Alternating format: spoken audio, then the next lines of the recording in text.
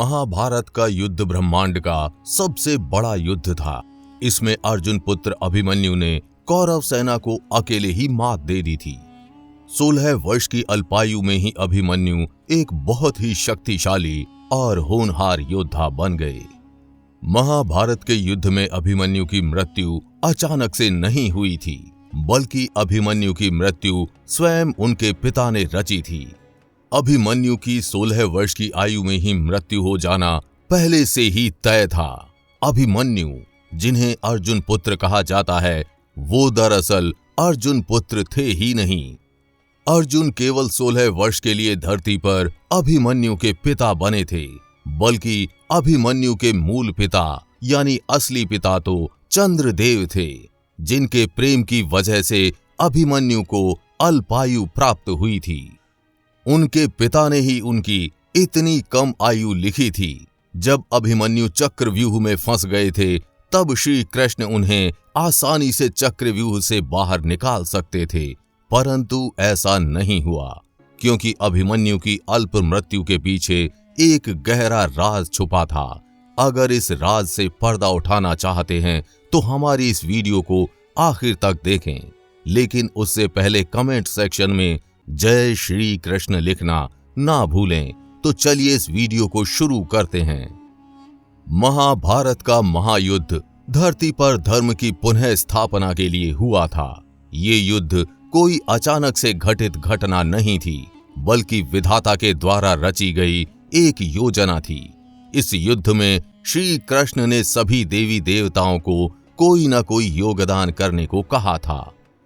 कुछ देवताओं ने स्वयं ही इस युद्ध में भाग लिया और कुछ ने अपनी संतान को योगदान के तहत इस युद्ध में भेजा। जब श्री कृष्ण ने चंद्रदेव से इस युद्ध में अपना योगदान देने को कहा, तब चंद्र खुद तो इस युद्ध में भाग नहीं ले सकते थे, इसलिए उन्हें उनके पुत्र को भेजने के लिए कहा गया। चंद्रदेव अपने पुत्र से दूर रहने का वियोग नहीं सहन कर सकते थे, इसलिए उन्होंने अपने पुत्र को मानव योनि में केवल 16 वर्ष तक भेजने का निर्णय लिया और उसके अनुसार अभिमन्यु केवल 16 साल तक ही धरती पर जीवित रह सकते थे। इसलिए जब अर्जुन और सुभद्रा के पुत्र के रूप में अभिमन्यु पैदा होने वाले थे और उनके कोख में थे, तब अर्जुन सुभद्रा को ये चक्रव्यूह के अंदर प्रवेश कैसे किया जाता है उसका ज्ञान दे रहे थे।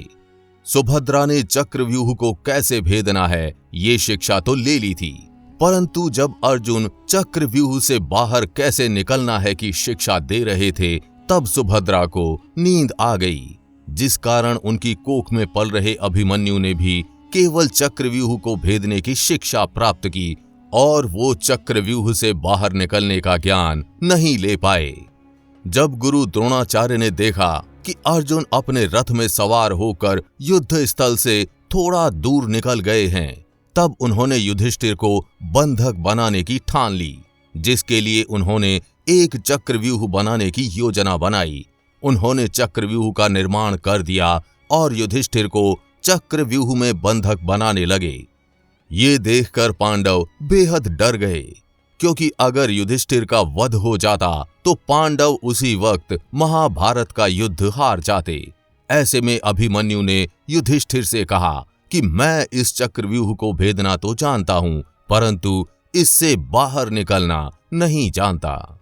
लेकिन उस समय जब और कोई रास्ता नहीं दिख रहा था, तब पांडव और बाकी योद्धाओं ने मिलकर ये निर्णय लिया कि अभिमन्यु चक्रव्यूह को भेदेंगे और उनके पीछे पीछे पांडव चक्रव्यूह में घुसते हुए अभिमन्यु की रक्षा करेंगे।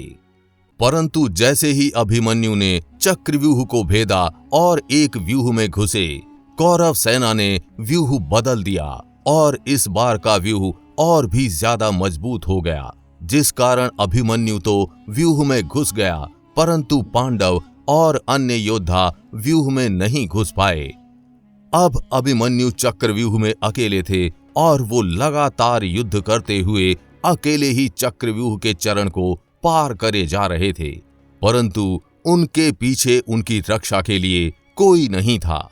जब अभिमन्यु युद्ध करते करते चक्रव्यूह के बीच में घुस गए, इसी दौरान उनका दुर्योधन पुत्र लक्ष्मण के साथ युद्ध हो गया, जिसमें लक्ष्मण की मृत्यु हो गई। लक्ष्मण की मृत्यु की खबर सुनते ही दुर्योधन अपना आपा खो बैठा और बेहद क्रोधित हो गया। उस समय कौरवों ने क्रोध में युद्ध के सारे नियम तोड़ना शुरू कर दिया। जब अभिमन्यु 7वें और आखिरी चरण में पहुंचे, तब उनका सामना दुर्योधन, कर्ण, द्रोणाचार्य और अन्य 7 महारथियों से हुआ। उन्होंने इतनी कम आयु वाले अभिमन्यु को घेर लिया। वीर अभिमन्यु उस चक्रव्यूह में अकेले ही सबसे लड़ता रहा। लगातार अकेले लड़ने के कारण वीर अभिमन्यु मानसिक और शारीरिक रूप से बेहद थक गए थे। बावजूद उसके भी वो बेहद बहादुरी से लड़ाई करते रहे। कौरवों ने अभिमन्यु के रथ के घोड़ों का वध कर दिया था, जिसके बाद अभिमन्यु ने अपने रथ का पहिया उठाकर उसे अपनी ढाल बना लिया और लगातार लड़ते रहे। आखिर में अभिमन्यु की तलवार टूट गई और उनका भाला भी चूर चूर हो गया। अभिमन्यु अब निहत्थे हो चुके थे। युद्ध के नियमों के अनुसार कोई भी निहत्थे योद्धा पर वार नहीं कर सकता, परंतु कौरवों ने नियम तोड़कर अभिमन्यु पर प्रहार करना शुरू कर दिया। दुर्योधन, कर्ण, द्रोणाचार्य और अन्य योद्धाओं ने बारी बारी से अभिमन्यु पर तलवार से प्रहार करना शुरू कर दिया। निहत्थे अभिमन्यु फिर भी वीरतापूर्वक लड़ते रहे, लेकिन आखिर में सभी कौरवों के तलवारों के लगातार प्रहार के कारण चक्रव्यूह में अकेले घिरे हुए वीर अभिमन्यु वीर गति को प्राप्त हो गए।